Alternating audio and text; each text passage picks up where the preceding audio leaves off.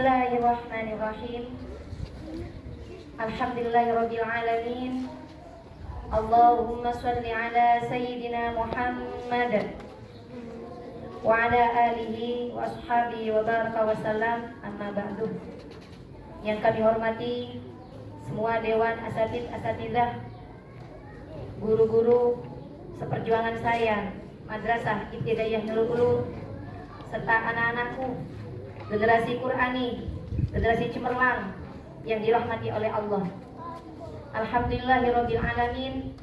Dengan memanjatkan rasa syukur kita kepada Allah Subhanahu wa taala, pada hari ini Sabtu bertepatan dengan tanggal 17 Agustus 2024 dan berusia 79 tahun negara kita sudah merdeka. Baik, sebelum saya memulai amanah ini, saya ingin kalian posisi dalam keadaan istirahat, tidak bergerak sedikit pun, tidak memegang saku, tapi posisi tangan ada di belakang. Bagaimana istirahat yang sebenarnya? Ayo, saling melirik. Kalau ada temannya yang salah, diperbaiki. Posisi tangan di belakang, lutut tidak kendor, ya, lutut tidak kendor, tapi ditarik ke belakang, ya, lutut tidak kendor tapi ditarik ke belakang. Capek pasti, lelah pasti, ya. Semuanya adalah tahap berlatih anak-anak, ya. Apapun berlatih. Kemerdekaan ini bermaksud bahwa kita bisa berbuat baik sebanyak mungkin, berbuat baik sebebas mungkin. Apa yang dilakukan oleh pahlawan kita sehingga hari ini kita merdeka, kita bayar dengan banyak berbuat baik. Apa yang harus kalian perbuat baik? Belajar. Belajar itu tidak harus kalian berada di dalam kelas, membaca buku, menulis, mengerjakan LKS, menghafalkan Quran, tidak.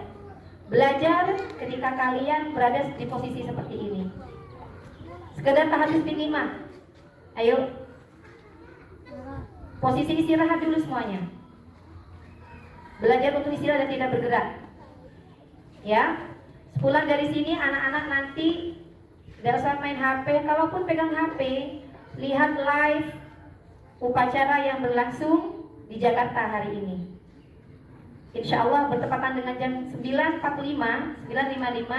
itu akan ada pengirikan bendera. Itu sama kejadiannya pada tahun 1945, 17 Agustus 1945.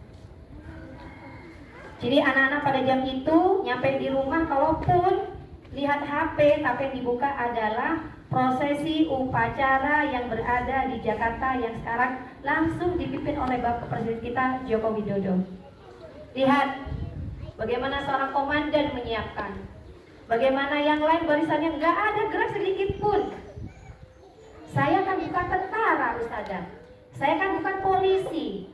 Jadi nggak apa-apa dong saya gerak-gerak sedikit. Ukurannya bukan kita seorang tentara, ukurannya bukan kita seorang polisi, atau kita menjadi anggota pada upacara itu. Tapi kita berlatih. Sekedar tahadus binimah, ya, saya ulangi, sekedar tahadus binimah. Ustazah Yul Mulaija di petugas upacara itu dari kelas 3 SD sampai saya kelas 6. Sampai kemudian saya di NSN Probolinggo, sampai saya juga menjadi santri di Nurul Jadid. Subhanallah, saya selalu menjadi komandan. Mungkin karena saya dipilih karena suara saya keras. Dan itu tidak hanya bermodal suara keras. Saya pun dipilih kenapa? Karena ketika ada menjadi anggota, saya tidak bergerak sedikit pun. Panas pasti. Anak-anak panas? Panas. Capek pasti. Kalau misalkan dalam kondisi kita bilang nggak panas, berarti badan kita nggak normal. Pada saat kayak gini badan kita merasakan kedinginan, berarti badan kita tidak normal. Badan kita berarti sakit. Ada keringat yang mencucur, wajar, berarti badan kita normal. Paham anak-anak ya? Berlatih, tidak bergerak, tidak toleh kanan, apalagi pegang kertas dibuat mainan. Apalagi ada tumbuhan, diambil bunganya, diambil daunnya. Ya, nggak boleh. Kalau sudah komandan atau pimpin upacara bilang siap, kita siap. Kita siap, istirahat. Ini contoh kecil kita taat beratur, taat aba'a, ati Allah wa ati Rasul wa ulil amri minkum. Kelas 5 ini. Ya. Bismillahirrahmanirrahim. Ya ayyuhalladzina amanu ati Allah wa ati Rasul wa ulil amri minkum. Ada 3 ketaatan di situ. Yang pertama, taat kepada Allah, taat kepada Rasulullah. Yang ketiga, taat pada ulil amri minkum. Siapa di situ? Pemerintah. Negara kita Indonesia. Di sekolah siapa? Guru-guru. Di rumah siapa? Orang tua. Jadi taat kepada orang tua, taat kepada guru adalah wasilah kita taat kepada Allah dan Rasulullah. Oke, Rahel, tangan di belakang. Itu anak-anak ya. Jadi ini pelajaran sedikit. Dan saya ucapkan terima kasih kepada anak-anak yang hari ini hadir, karena ada beberapa anak yang tidak hadir. Ya, ada yang beberapa sakit, izin sakit, dan ada yang berhalangan.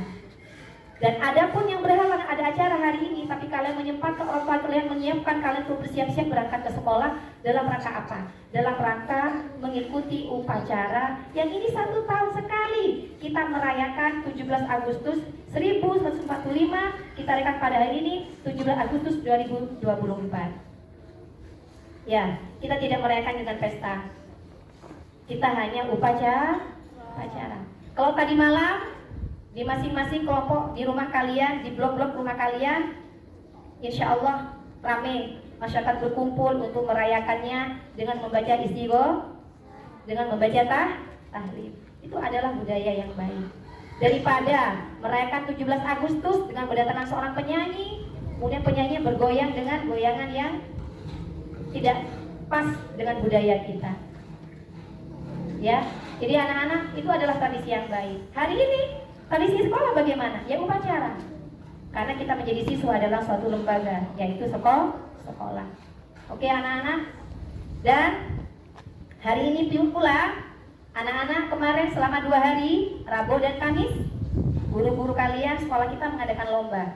Ya, lomba estafet karet.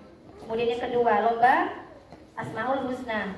Yang ketiga, lomba Tahfidul Quran. Ya, aku masih belum maju saja karena nggak dipilih. Masih akan ada momen lagi. Insya Allah tanggal 22 Oktober kita akan mengadakan upacara bersama lagi dengan teman-teman santri kita, PPK, Madin dan semuanya, dan Tahfidz bersama untuk merayakan Hari Santri.